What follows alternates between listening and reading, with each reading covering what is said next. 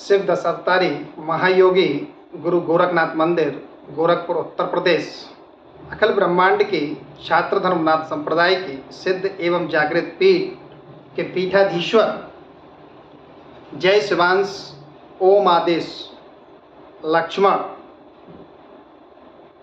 परम पूज्य योगी दत्ताश्री माननीय मुख्यमंत्री उत्तर प्रदेश, आपके श्री चरणों में सादर दंडवत प्रणाम करते हैं। स्वीकार कीजिए, स्वीकार कीजिए, स्वीकार कीजिए। हम जगजीत सिंह राजावत, अंतर्राष्ट्रीय अध्यक्ष श्री गोरखनाथ संघ, ग्वालियर, मध्य प्रदेश, सभी भाइयों और बहनों का हार्दिक स्वागत करते हैं। पूज्य योगी दत्ताश्री ने खुले मंच से कहा, बटेंगे तो कटेंगे, एक रहेंगे तो नेक रहेंगे। इसका एक सीधा सा तात्पर्य है, एक सीधा सा मतलब है, सीधा सा अर्थ है, सीधा सा मीनिंग है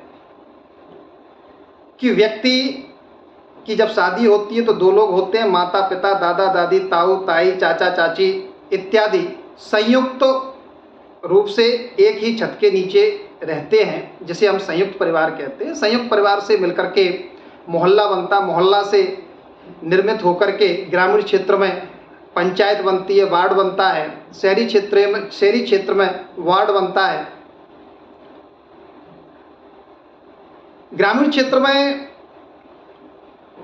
सरपंच, पंचायत से कुछ पंचायतों को मिलाकर के जनपद का निर्माण होता है, कुछ जनपदों को मिलाकर के एक जनपद, जो जनपद का जो क्षेत्र होता है उसको मिलाकर के एक जिला पंचायत सदस्य बनता है, और जिला पंचायत से फिर वो जिला बनता है। शहरी क्षेत्र में जैसे नगर निगम कहीं है तो वो महापौर, पार्षद बनेंगे, और जिले से जो है संभाग बनता है, संभाग से जो है राज्य बनता है, और राज्य से जो है राष्ट्र बनता है, और राष्ट्रों से मिलकर के विश्व का निर्माण होता है। एक संवैधानिक पद पर मौजूद मुख्यमंत्री को यह कहना पड़ा कि हम बटेंगे तो कटेंगे, एक रहेंगे तो नेक रहेंगे। भाइयों बहनों, हमें यह समझना चाहिए, हमें इस विषय पर चिंतन और मनन करना चाहिए कि यदि परिवार को बचाने के लिए अगर किसी व्यक्ति को सर्वस्व न्यौछावर करना पड़े तो कर देना चाहिए। वार्ड या पंचायत को बचाने के लिए अगर परिवार की कुर्बानी देनी पड़े तो दे देनी चाहिए, और तहसील को बचाने के लिए यदि पूरी पंचायत की अगर कुर्बानी देनी पड़े तो देनी चाहिए। जिले को बचाने के लिए अगर तहसील की कुर्बानी पड़े देनी पड़े तो दे देनी चाहिए। अगर संभाग को बचाने के लिए जिले की कुर्बानी देनी पड़े तो देनी चाहिए, और राज्य को बचाने के लिए यदि जिले या संभाग की कुर्बानी देनी पड़े तो हमें हिचकना नहीं चाहिए। और राष्ट्र को बचाने के लिए अगर प्रदेश की कुर्बानी देनी पड़े तो हमें बिल्कुल भी हिचकना नहीं चाहिए। और विश्व के कल्याण के लिए यदि हमें राष्ट्र की कुर्बानी देनी पड़े तो बिल्कुल भी नहीं देनी चाहिए। इस भाव का जागरण, इस भाव का हिंदू समाज में व्यवहार ही यह दर्शाता है कि यदि हम इस भाव के हैं, यदि हम इस भाव को जीवंत रखे हुए हैं तो निश्चित रूप से हम बटेंगे नहीं, और जब बटेंगे नहीं तो कटेंगे भी नहीं। हम एक रहेंगे तो नेक रहेंगे। हम 4 वेद, 6 शास्त्र, 18 पुराण, श्रीमद् भगवत गीता, श्री रामचरितमानस, किसी की भी चर्चा करें, और आज हमें यह समझना चाहिए कि आज भारत के जो राजनीतिज्ञ हैं, जैसे कोई भी एक राजनीतिज्ञ ले लो, तो वो जो राजनीतिज्ञ हैं उनके आप परिवारों को देखें, उनके दादा दादी चाचा चाची सब एक परिवार में संयुक्त रूप से रहते हैं, तो उनकी राजनीतिक विरासत जो है वो लंबी चलती है, परंपरागत चलती है। क्योंकि भारतीय अवधारणा जो है, भारतीय समाज की जो अवधारणा है, जैसे क्या है, व्यक्ति है, व्यक्ति से संयुक्त परिवार से वार्ड, पंचायत, तहसील, फिर उनसे मिलकर के जिले का निर्माण, जिले से संभाग का निर्माण, संभाग से राज्य का निर्माण, राज्य से राष्ट्र का, और राष्ट्र से विश्व का निर्माण। यह सामाजिक अवधारणा है, समाजशास्त्र की अवधारणा है। अब समाज जो है वह तभी एकजुट हो सकता है जो हमारे राजनीतिज्ञ जो प्रतिनिधित्व कर रहे हैं, जैसे विधायक हैं, सांसद हैं, मंत्री हैं, मुख्यमंत्री हैं, प्रधानमंत्री हैं, तो ये प्रत्यक्ष रूप से जनता के द्वारा चुने जाते हैं। तो इनका आचरण कैसा होना चाहिए? सात्विक। सात्विक आचरण में कैसा होना चाहिए कि हमें जो अन्न खाना है वो अन्न जो है सात्विक हो, क्योंकि जब हम अन्न खाते हैं तो अन्न से रस बनता, रस से रक्त बनता, रक्त से मांस बनता, मांस से मज्जा, अस्थि, मोदक और अंत में वीर्य बनता है। तो हमें अपना आचरण विशुद्ध करना है।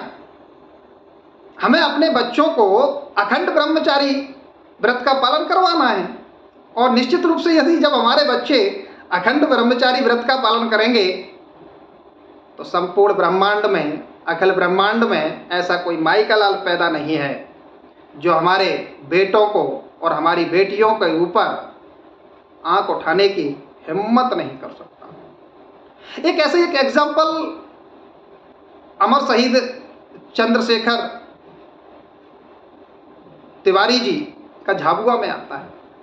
वो अपने किराने के सामान का लेकर के चौराहे से गुजर रहे थे। एक बेटी को एक पहलवान, बहुत क्षेत्र का पहलवान था और गुंडा भी था, वो उस बेटी को उठा के ले जाता है, और 14 वर्ष की उम्र में चंद्रशेखर तिवारी जी उस राक्षस को कलाई पकड़ते हैं, और कलाई जब पकड़ते हैं तो पकड़ इतनी मजबूत होती चली जाती है कि उसकी कलाई चकनाचूर हो जाती है। वो दर्द के मारे चिल्ला उठता है, बिलबिला उठता है, और बेटी वो आज़ाद हो जाती है।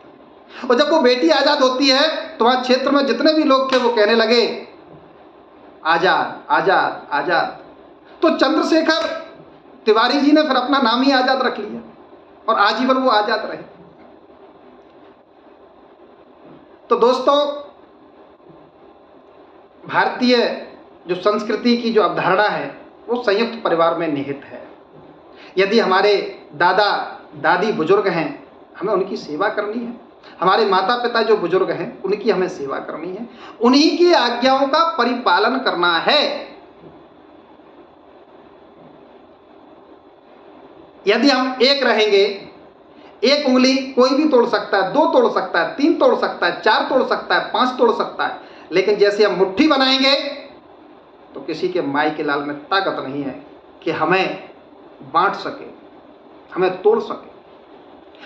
जैसे झाड़ू है सीख की, जब तक बिखरी हुई है तब तक वो कचड़ा है खुद, लेकिन सारी झाड़ुओं के जो सीखें हैं उनको इकट्ठा करके गांठ लगाई तो वो कचड़ा साफ करने लगती है। अंगूर है, जब तक गुच्छे में 100 रुपए किलो बिकता है, लेकिन जैसे ही अलग अलग हुआ बिखरा तो मिट्टी के बोल बिकता है। तो हम बटेंगे तो कटेंगे, ये भाग 2 है। हम एक रहेंगे तो नेक रहेंगे। इसका जो वीडियो जो है भाग 2 हम डाल रहे हैं।